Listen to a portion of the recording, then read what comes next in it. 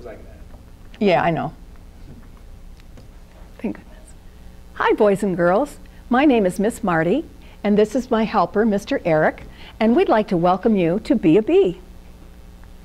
After our talk, some of you may be doing a scavenger hunt.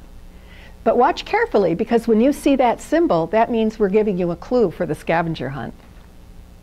An insect body is divided into 3 areas: the head, the thorax, and the abdomen. They also have 6 legs, and most have several eyes. We'll learn more about that later. Most insects have wings when they're adults, including bees, which have 4 wings. Insects have their skeleton on the outside of their body, kind of like a hard shell. So if you want to be a bee, you'll have to carry your skeleton around on the outside of your body. Could you do that? I can.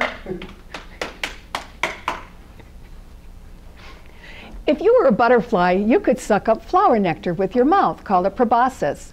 You would use your mouth like a drinking straw. And when you're done drinking, it would roll back up in a tight circle next to your head. A honeybee's mouth is a little different.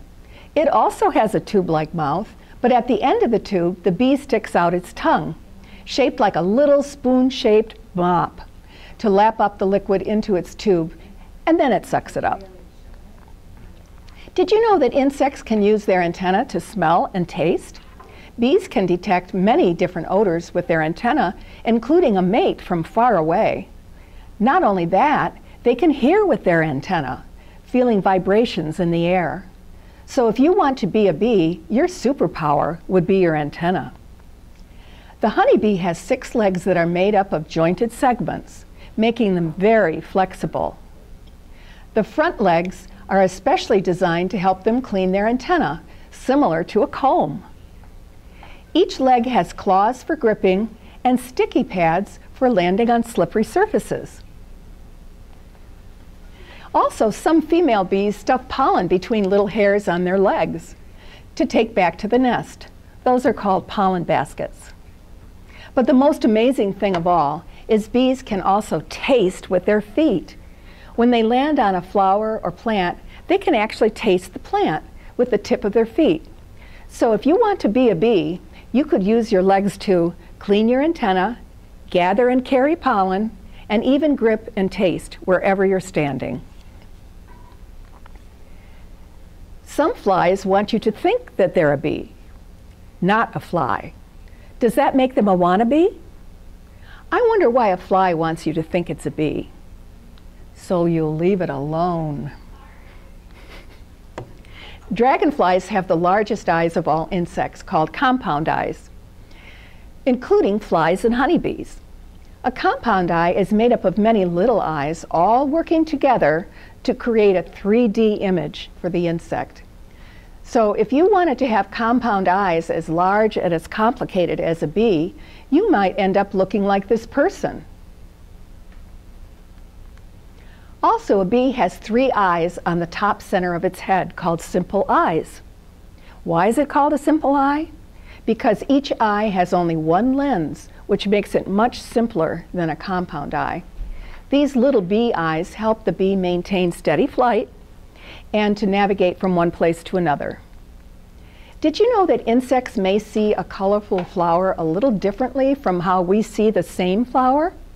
That's because bees can see in some light wavelengths that are invisible to us humans, such as ultraviolet or UV light, also known as bees' purple. Plants can advertise secret patterns and colors to bees using UV light that we humans cannot see.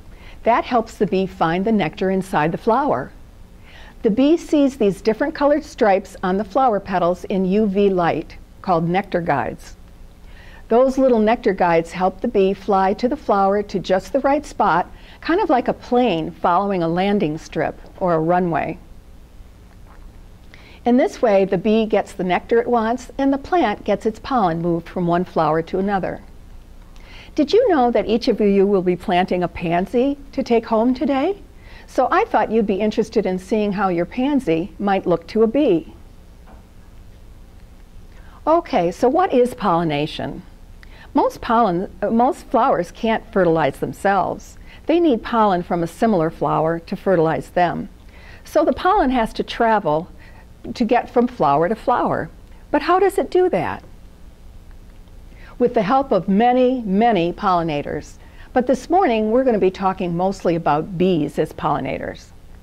Bees get covered in pollen as they visit flowers. Bees help flowering plants to reproduce or make seeds by spreading the dusty pollen from one flower to another as they look for nectar. And when that happens, it's called pollination. Did you know that 1 in 3 of all the food and beverages we enjoy came from flower seeds that were pollinated by bees or other insects? Bees and just a few wasps also gather pollen to feed their young. The bee mixes the pollen with flower nectar to make into little balls.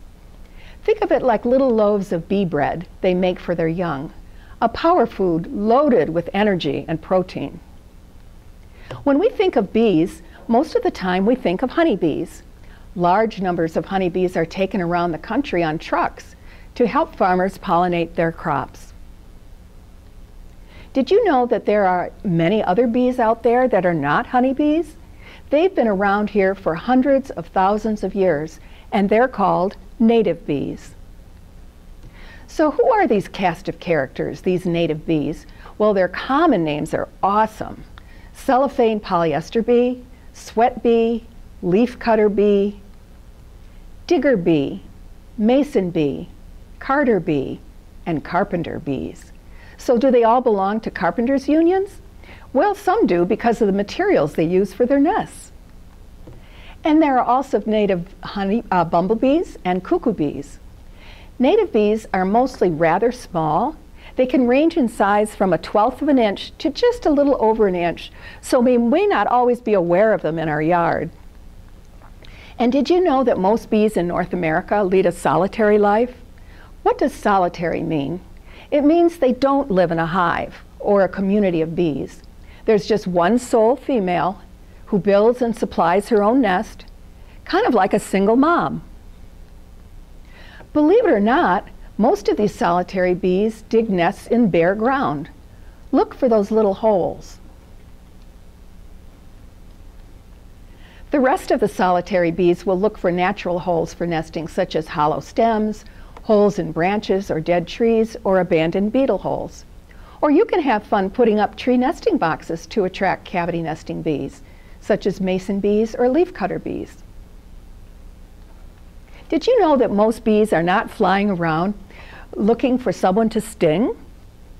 They're too busy collecting all the pollen and nectar that they can find.